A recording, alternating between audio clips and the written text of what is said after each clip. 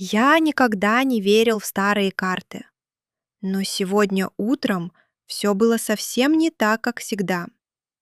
Я проснулся рано, зашел на кухню, налил чай и вдруг заметил, что на моем деревянном столе лежит что-то такое, чего там вчера точно не было.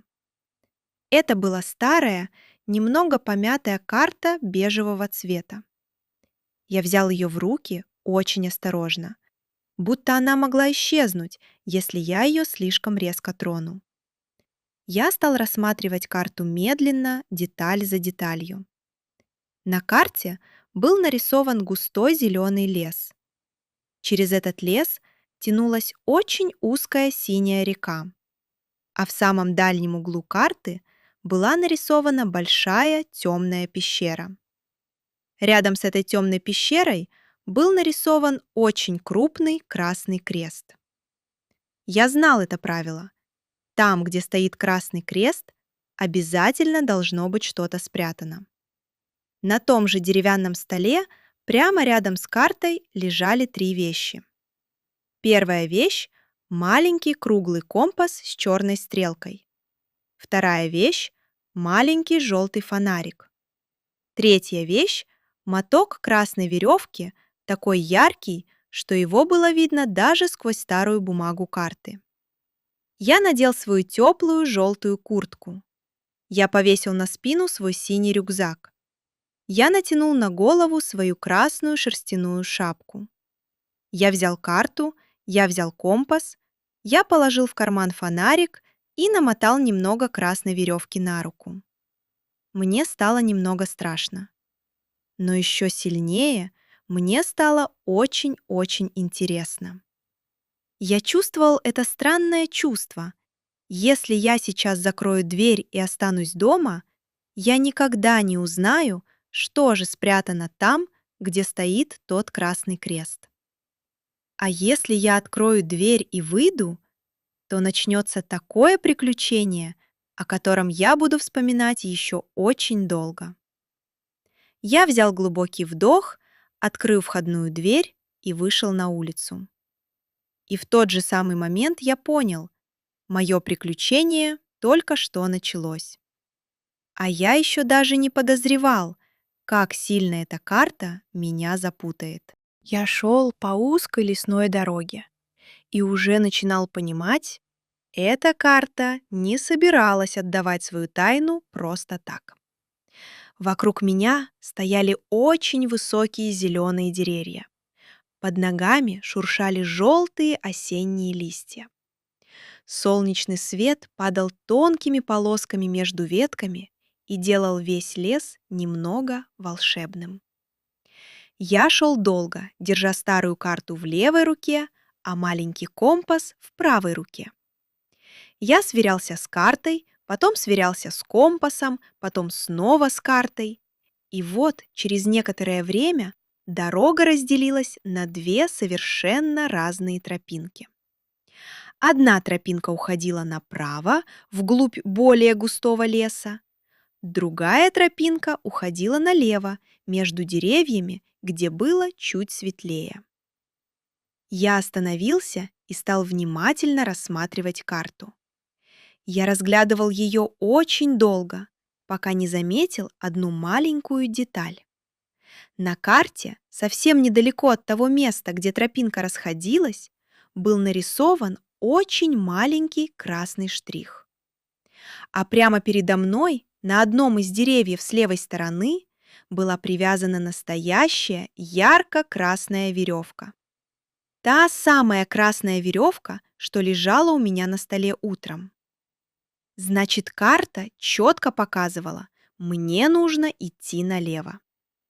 Вот только компас думал иначе. Я посмотрел на компас. Черная стрелка показывала совсем в одну сторону. Я посмотрел на карту. Карта показывала совсем другую сторону. Я снова посмотрел на компас, я снова посмотрел на карту. Мы с компасом начали спорить. Я говорил ему: «Надо налево». Он упорно показывал куда-то в другое место. Я стоял посреди леса на развилке и серьезно пытался договориться с маленьким круглым компасом. Получалось не очень. Я не мог одновременно идти, держать карту перед глазами и еще следить за стрелкой компаса. Так не получалось никак. Поэтому я остановился как следует, аккуратно сложил старую карту и положил ее в глубокий карман своей желтой куртки. Теперь в моей правой руке был только компас. Я посмотрел на красную веревку, которая вела по левой тропинке. Я выбрал левую тропинку. А компас, если честно, так и остался слегка недоволен. Но мне было уже некогда с ним спорить. Я шел по левой тропинке. Всю дорогу за мной следовала красная веревка. Она то появлялась на одном дереве, то появлялась на другом дереве. И каждый раз, когда я ее видел, я понимал одно и то же. Карта ведет меня именно туда, куда нужно. Я шел так довольно долго, пока лес не начал понемногу редеть. А потом я вышел прямо к маленькой реке. Вода в этой реке была чистая, светло-голубая, и она очень быстро бежала между гладкими серыми камнями. Через эту маленькую реку был перекинут старый деревянный мост. Он был совсем небольшой, сделан из потемневшего дерева и немного кривой. С первого взгляда было понятно, этот мост видел уже очень много путешественников до меня. Я осторожно поставил правую ногу на первую доску моста. Мост негромко скрипнул. Я поставил левую ногу на следующую доску. Мост скрипнул еще раз, как будто хотел предупредить меня. «Иди потише». Я остановился посреди моста и посмотрел вниз. Подо мной быстро и весело текла голубая вода. Она бежала так быстро, что я сразу понял, падать в эту реку совсем не хотелось бы. Мой синий рюкзак за спиной вдруг показался мне гораздо тяжелее, чем был утром. Я вспомнил, что у меня в рюкзаке лежит старая карта, маленький желтый фонарик и даже один завернутый бутерброд. Очень хороший бутерброд, кстати. Но тащить его через скрипучий мост на спине было не самое удобное дело. Поэтому я осторожно снял синий рюкзак, взял его обеими руками и держал его перед собой. Теперь он уже не тянул меня назад и не мешал мне смотреть под ноги. Я пошел очень медленно. Один осторожный шаг, еще один очень осторожный шаг, еще один шаг, и мост снова скрипнул, но я уже привык. Так, доска за доской, я перешел через всю маленькую реку. Когда моя последняя нога ступила на твердую землю, я даже тихо улыбнулся, потому что не каждый день удается успешно договориться со старым скрипучим мостом. А это уже было настоящее маленькое сокровище. Просто то, что я не упал в реку. За рекой начиналась узкая каменная тропинка. Я шел по ней медленно, потому что ноги еще помнили скрипучий мост. Чем дальше я шел, тем больше камней становилось вокруг. А потом прямо передо мной выросла очень большая серая скала. В самой середине этой скалы был огромный черный вход в пещеру. Он был такой большой, что казалось, будто скала открыла свой огромный темный рот. Я остановился прямо перед этим входом. Сразу же я заметил две важные вещи. Первое. На серой каменной стене пещеры был нарисован очень большой красный крест. Тот самый красный крест, что я видел на старой карте с самого утра. Вторая. Прямо у самого входа в пещеру лежал на сером камне моток ярко-красной веревки. Все сходилось одно к одному.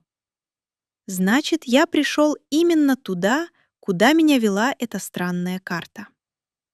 Я достал из кармана маленький желтый фонарик. Я нажал на кнопку и включил его. Тонкий желтый луч света тут же упал внутрь пещеры и растаял в кромешной темноте.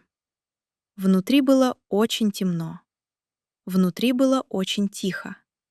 и внутри было даже немного холодно по сравнению с теплым лесом снаружи. Я медленно посветил фонариком вглубь пещеры, и тогда я увидел то, из-за чего мой пульс вдруг стал чуточку быстрее. Совсем недалеко, на небольшой серой каменной выступе, стояла маленькая круглая красная коробка. Она стояла там одна, будто ее специально кто-то оставил именно для меня. Но между мной и этой красной коробкой лежала небольшая лужа очень темной воды. Она была не широкой, но казалась достаточно глубокой. Просто так перешагнуть ее не получалось. Я посветил фонариком налево, потом посветил направо. Пещера молчала. Лес снаружи молчал. Даже мой бутерброд в рюкзаке молчал. Такое молчание бывает только тогда, когда ты вот-вот узнаешь какую-то тайну. Я сделал глубокий вдох, сделал еще один глубокий вдох и шагнул внутрь пещеры. Потому что если бы я не вошел сейчас, эта маленькая красная коробка так бы и осталась загадкой навсегда. Я очень осторожно начал пробираться внутрь пещеры. Я выбирал серые камни почище и ступал только на них, чтобы не наступить в ту темную воду. Маленький желтый фонарик освещал передо мной только один небольшой кусочек пещеры за раз. Но этого было достаточно, чтобы дойти до того серого каменного выступа, где стояла маленькая круглая красная коробка. Я остановился перед ней. Коробка была совсем небольшая, аккуратная, красного цвета. У нее была круглая крышка, а посередине крышки блестел маленький золотой замок. Я сразу же захотел узнать, что же спрятано внутри. Сначала я очень осторожно попробовал приподнять крышку рукой. Она даже не шелохнулась. Я попробовал еще раз, чуть сильнее. Замок держал крышку крепко-крепко. Значит, коробку надо было открывать ключом. Я начал искать ключ. Я засунул руку в левый карман своей желтой куртки. Там лежала только карта. Я засунул руку в правый карман. Там ничего не было, кроме маленькой крошки от вчерашнего печенья. Я обыскал карманы брюк. Пусто. Я даже заглянул в боковой карман рюкзака. Там был только мой завернутый бутерброд. Очень хороший бутерброд, но ключа в нем, к сожалению, не оказалось. Я стал думать. Я думал о карте. Я думал о красной веревке. Я думал о скрипучем мосте. Я думал даже о компасе, с которым мы чуть не поругались. Но нигде не было ни малейшего намека на ключ. Я уже почти решил, что придется уходить ни с чем, и в этот самый момент я случайно опустил взгляд чуть вниз, к своей шее.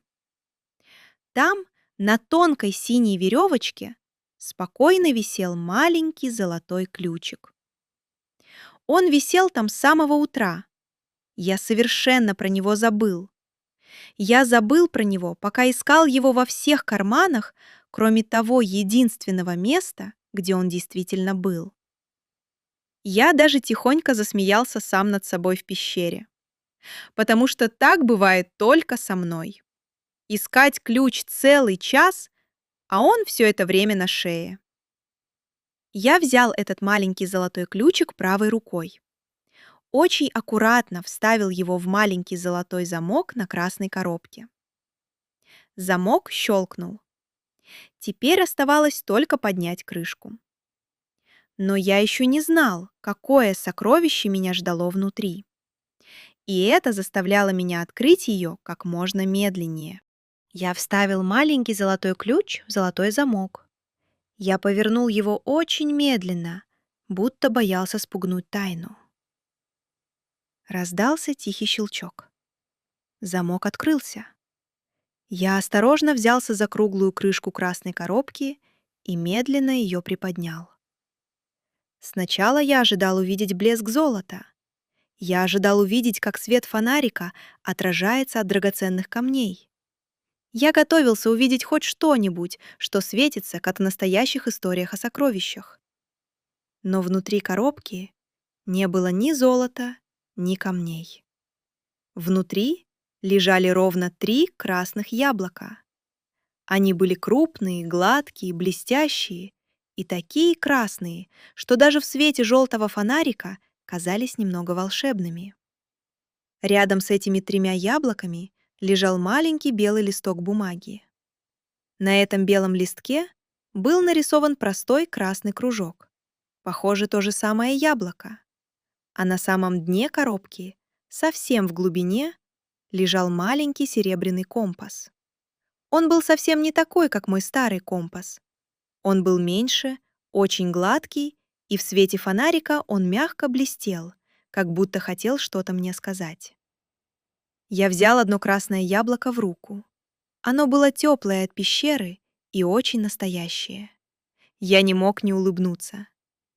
Я проделал такой длинный путь, спорил с компасом, договаривался со скрипучим мостом, заходил в молчаливую пещеру, и все ради 3 яблок. Но чем дольше я смотрел на эту коробку, тем больше я понимал. Красный крест на карте указывал не на сундук с золотом. Он указывал на место, где можно найти что-то другое. Он указывал на приключение, которое заставило меня остановиться и посмотреть вокруг.